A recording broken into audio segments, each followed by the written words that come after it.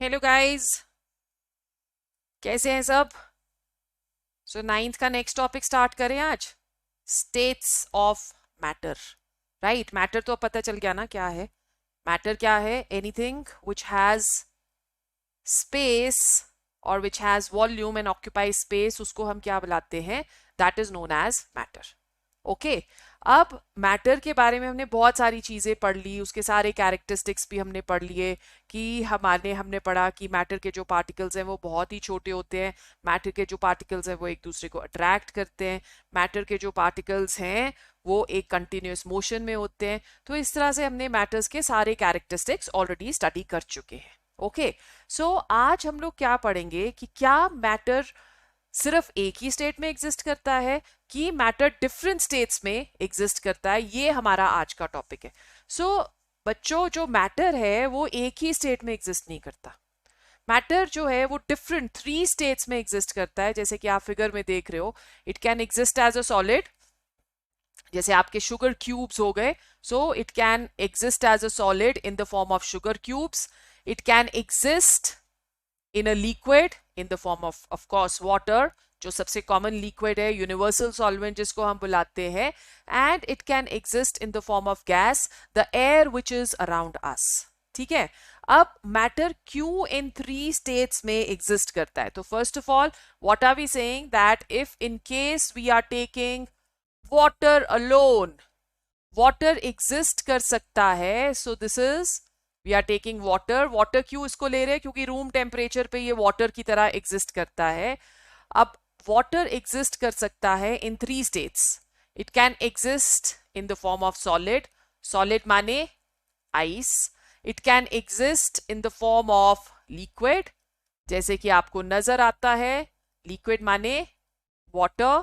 और अगर हम इसके टेम्परेचर को इंक्रीज करते हैं, it can exist in the form of gas. That is, it can, sorry about this, it can exist in the form of vapour, या एक और नाम ले सकते हो, it can exist in the form of steam. Okay. Now why this is happening? अब जब हम लोग सॉलिड की बात करें तो देखो, सॉलिड आपको कैसे दिख रहा है? इस तरह से नजर आ रहा है ना सॉलिड। तो मतलब इसमें जो पार्टिकल्स हैं they are very close, right. So जो particles, constituent particles of matter है, ये एक दूसरे के साथ जुड़े हुए हैं। They are very very close to each other. तो जब वो very close to each other होंगे पार्टिकल्स, तो वो एग्जिस्ट करेंगे एज अ सॉलिड। अगर वो होंगे एक दूसरे से थोड़े से दूर, जैसे कि आपको इस वाली फिगर में नजर आ रहा है, सेकंड फिगर में, अगर वो थोड़ी सी दूर होंगे तो वो एग्जिस्ट करेंगे एज लिक्विड्स। और अगर वो बहुत ही दूर होंगे, बड़ी ज्यादा स्पेस है इनके बीच में, तो वो एग्जिस्ट करेंगे एज गैसेस। क्या चीज इनको पास लाती है, क्या चीज इनको दूर लेके जाती है, उसके बारे में हम अब बात करेंगे। सो what are we saying over here? We are saying that what factors govern states of matter? Okay, so our question is, in fact आपका ये question होगा कि what factors govern states of matter? क्या ऐसे फैक्टर्स हैं जो states of matter को govern करते हैं? क्यों मैटर सॉलिड, लिक्विड और गैसियस स्टेट में एग्जिस्ट करता है? तो 2 मेन फैक्टर्स हैं। क्या है वो फैक्टर्स? एक तो है फोर्सेस ऑफ अट्रैक्शन। जो कॉन्स्टिट्यूएंट पार्टिकल्स होते हैं, हमने पढ़ा था कि matter they have forces of attraction between them. So they are attracted towards each other by these forces of attraction. ठीक है। सेकेंडली, इसके जो दे आर, मैटर के जो पार्टिकल्स है, they are in continuous motion, ये भी हमने पढ़ा था। तो मतलब इसका ये हुआ कि पार्टिकल्स क्योंकि कंटिन्यूस मोशन में है, तो पार्टिकल्स पोजेस करते हैं काइनेटिक एनर्जी। ठीक है। So there are 2 things, forces of attraction and kinetic energy. इन फोर्सेस ऑफ अट्रैक्शन को हम क्या बुलाते हैं? जब मैटर के पार्टिकल्स एक दूसरे को अट्रैक्ट करते हैं, these are known as, of course, intermolecular forces of attraction, but we are saying, we are giving another name over here, इनको हम बुलाते हैं कोहेसिव फोर्सेस या फोर्सेस ऑफ कोहेजन। ठीक है। So these are known as what? These are known as cohesive forces. अब इन दोनों के बीच में है फाइट, फोर्सेस ऑफ अट्रैक्शन के बीच में और काइनेटिक एनर्जी के बीच में फाइट है.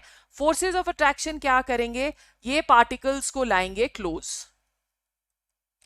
Forces of attraction will bring the particles closer to each other, और जो kinetic energy है that is going to take the particles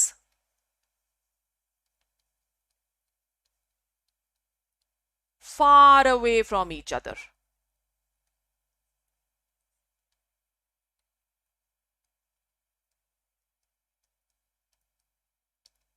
ठीक है, सो ये दूर लेके जाएंगे, और जो फोर्सेस ऑफ अट्रैक्शन है या हम बोल रहे हैं फोर्सेस ऑफ कोहेजन है वो इन दोनों को पास लाएंगे, तो दोनों के बीच में कंपटीशन है. ठीक, अब फोर्सेस ऑफ अट्रैक्शन अगर ज्यादा होंगे काइनेटिक एनर्जी से तो क्या होगा? पार्टिकल्स एक दूसरे के पास आ जाएंगे और they will exist as solids. और अगर मूवमेंट ज्यादा होगी या काइनेटिक एनर्जी पार्टिकल्स की ज्यादा होगी तो वो उसको दूर लेके जाएंगे, तो they will exist as gases. So we are considering over here 3 conditions. देखें क्या क्या कंडीशंस हैं. फर्स्ट कंडीशन हमारे पास क्या आ गई? Let us see. The first condition which we have is when intermolecular forces are greater than kinetic energy. तो किस तरह से exist करेगा state of matter? It will exist as a solid. ठीक है. Second, when intermolecular forces are less than kinetic energy, तो वो किसकी तरह एग्जिस्ट करेंगे? They are going to exist as gases. अभी दोनों के बीच में एक टाई भी हो सकता है कि हम बोलते हैं कि दोनों जो हैं ऑलमोस्ट इक्वल है. Forces of cohesion they are moderately strong, बहुत ही कम स्ट्रॉन्ग है. सो फोर्सेस ऑफ कोहेजन और cohesive forces same as intermolecular forces. So cohesive forces जो हैं if in case they are almost equal to, or we are saying ki moderately, they are moderately larger than kinetic energy, तो ये क्या exist करेंगे? They are going to exist as liquids. So these are the 2 factors जो govern कर रहे हैं solid, gases और liquids को. Intermolecular forces greater than kinetic energy, solid particles जो हैं वो किस तरह से arranged हैं? The particles, they are, as you've already seen in the diagram, the particles are very close to each other, as a result of which intermolecular forces of attraction maximum हो जाएंगे और intermolecular spaces जो है इसमें negligible हो जाएगी. ठीक, अब गैसेस में क्या होता है? अगर हम लोग गैसेस ले रहे हैं तो गैसेस में particles they are very far apart from each other. क्यों? क्योंकि इनमें इंटरमॉलिक्यूलर फोर्सेस नेग्लिजिबल है बट स्पेसेस जो हैं वो मैक्सिमम है. Correct. Cohesive.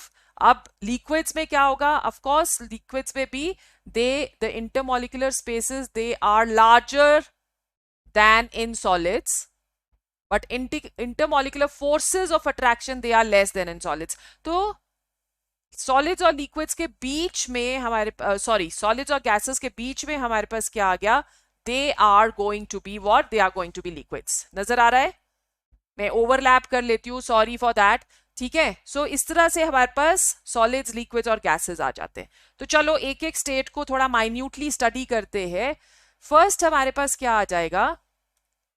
Let's go on to the first one. The first one is solids. Now when we talking of solids, you can have a lot of examples. You have salt, common examples हम ले रहे हैं, sugar, iron, wood, steel, ये सारे solid state में exist करते हैं. Okay? फिर उसके बाद even for that matter rock, all these they are examples of solids. Now solid state में the constituent particles, I am giving you a few pointers over here. In this case, constituent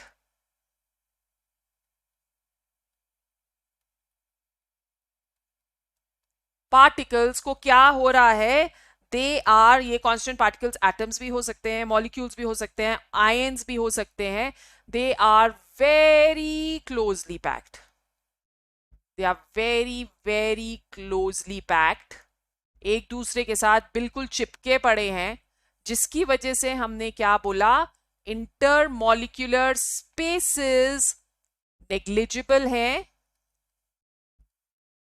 मतलब negligible का मतलब है ही नहीं, आप सोच सकते हो कि है ही नहीं, वो बिल्कुल एक दूसरे के साथ चिपके पड़े हैं, ठीक है।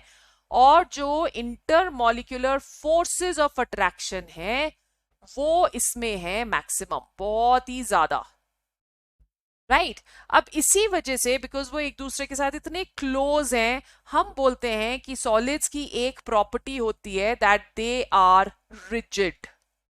रिजिड का मतलब कि अगर हम उसके ऊपर प्रेशर लगाएं, जैसे फॉर एग्जांपल ये माउस ले लिया मैंने, माउस के ऊपर मैं प्रेशर लगा रही हूँ, जोर लगा रही हूँ खूब कस के, फिर भी क्या इसकी शेप चेंज हो रही है, नहीं हो रही है ना चेंज, इसको हम बुलाते हैं रिजिड।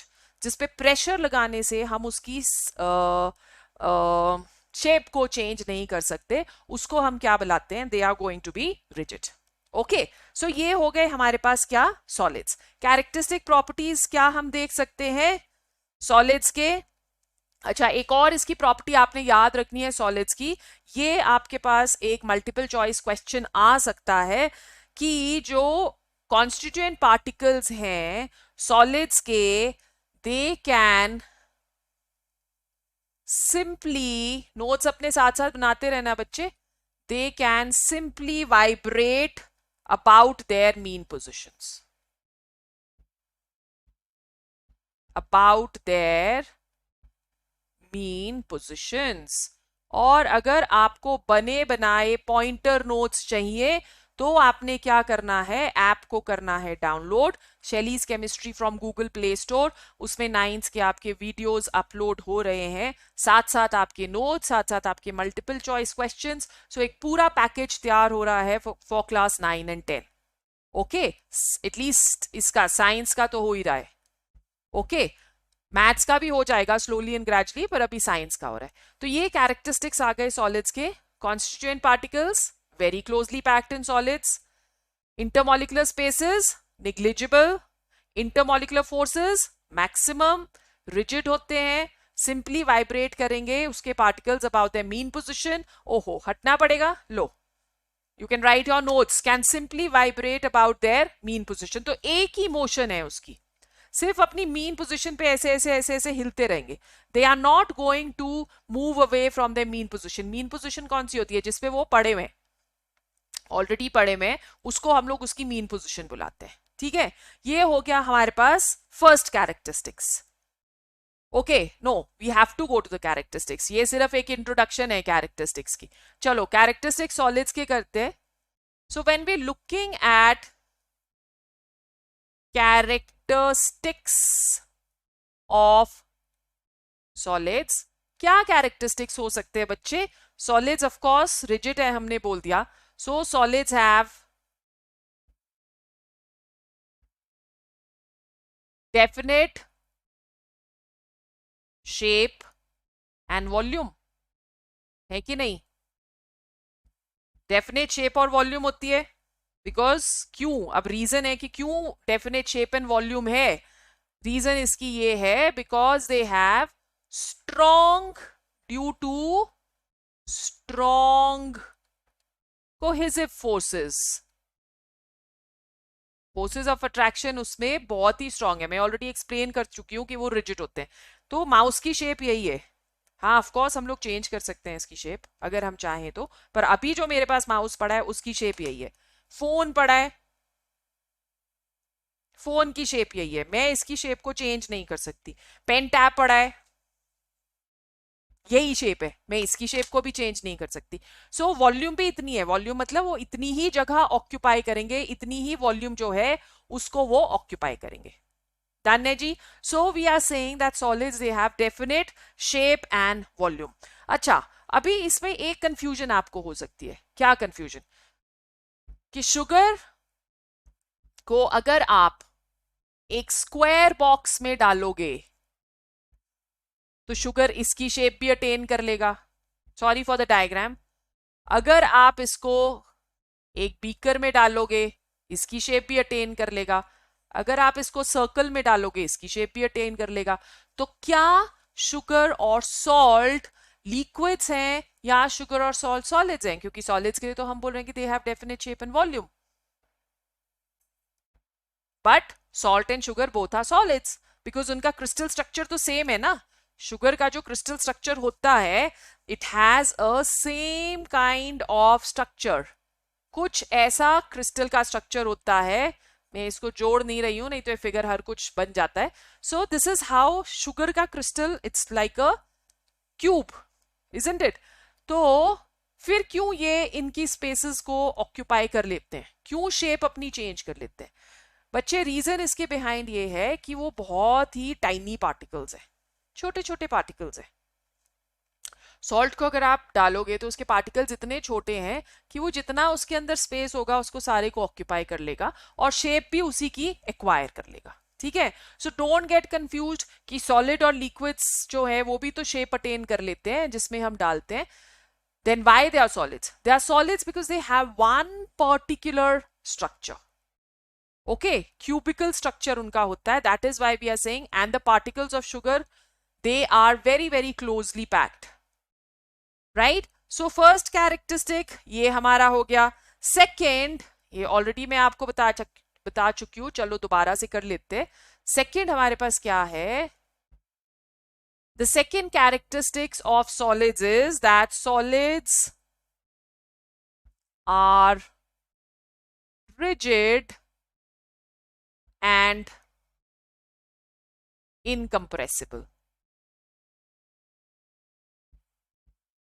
कर लिया ये हमने, एक्सप्लेन भी कर दिया मैंने कि प्रेशर अप्लाई करने पे हम उसकी शेप को चेंज नहीं कर सकते. रीजन इसके बिहाइंड क्या होएगा?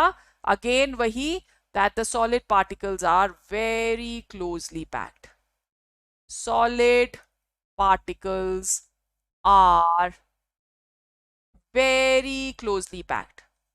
कोई जगह ही नहीं है ना उनके बीच में, कोई जगह ही नहीं है. इतनी क्लोजली पैक्ड है इस तरह से कि उनके बीच में कोई जगह ही नहीं. अगर जगह ही नहीं हुई तो आप इसके ऊपर क्या प्रेशर डाल लोगे? किसी भी साइड से आप इसको प्रेस करने की कोशिश करोगे तो प्रेस नहीं कर सकते. अब क्वेश्चन आ गया कि स्पॉन्ज भी सॉलिड है, पर हम उसको तो प्रेस कर सकते हैं, कंप्रेस कर सकते हैं. हम उसको प्रेस करते हैं या हम उसको कंप्रेस करते हैं तो क्या होता है? कंप्रेस करने पे उसकी जो स्पेस है, वॉल्यूम है, वो कम हो जाती है. अब ऐसा क्यों हो रहा है? स्पॉन्ज के बीच में है एयर स्पेसेस, दिखते हैं ना? Can you see small small small small air spaces in it? So sponge के बीच में इस तरह से अगर आपने एक स्पॉन्ज ले लिया तो इसके बीच में माइन्यूट से एयर स्पेसेस होते हैं, जिसकी वजह से इन एयर स्पेसेस की बीच की वजह से जो पार्टिकल्स है सॉलिड के वो एक दूसरे के थोड़े से पास आ जाते हैं. Okay, so sponge is still a solid even though it is not incompressible. Sponge को हम कंप्रेस कर सकते हैं. ओके, फिर उसके बाद next let's go on to the third characteristic. Solids in general have high density.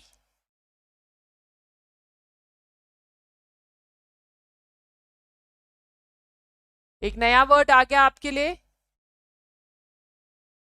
I hope you can read what I am writing ना. Writing इतनी बुरी तो नहीं लग रही, थोड़ी और अच्छी करने की कोशिश करते हैं. सो सॉलिड्स हैव हाई डेंसिटी. सबसे पहले देखिए डेंसिटी क्या होती है. डेंसिटी होती है mass upon volume.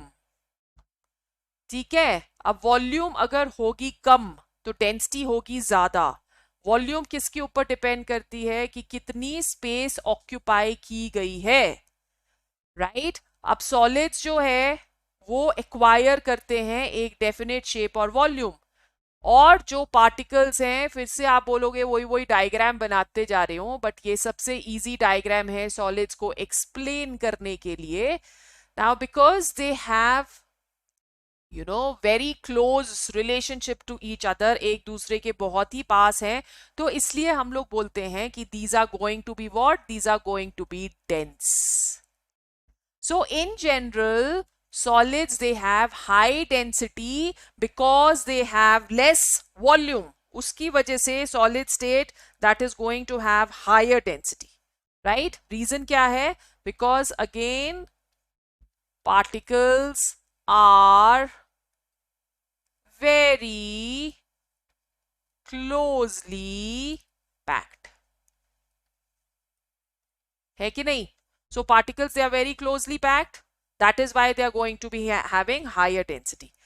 Then solids are not fluids. Solids cannot flow.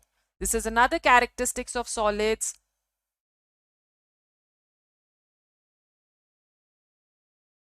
Solids cannot flow. Solids cannot flow. Okay, so what are we saying? That solids, they are not fluids. Why they cannot flow? The reason is, again, because एक दूसरे को बांध के रखते हैं. Forces of cohesion are very strong. Magic हो जाता है, कलर पता नहीं कैसे चेंज हो जाता है अपने आप. So because forces of cohesion over here, they are very, very, very strong. So that is why molecules एक दूसरे को पकड़ के रखते हैं और उसकी वजह से वो फ्लो नहीं कर सकता है, right? And then solids, they have characteristic melting and boiling points. हर एक सॉलिड का एक अपना मेल्टिंग और बॉइलिंग पॉइंट होता है, उसी से हम उसको पहचान पाते हैं. Solids are characterised by high melting and boiling points. तो क्या मैंने बताया आपको कि हर एक सॉलिड का अपना मेल्टिंग और बॉइलिंग पॉइंट होता है. Reason is due to strong forces of cohesion. So because strong forces of cohesion, अगर स्ट्रॉन्ग फोर्सेस ऑफ कोहेजन है यहां पे, तो क्या होगा? ज्यादा टेम्परेचर चाहिए या ज्यादा एनर्जी चाहिए इन फोर्सेस को ओवर करने के लिए, जिसकी वजह से, so I am just writing down over here, more energy is required to overcome these forces.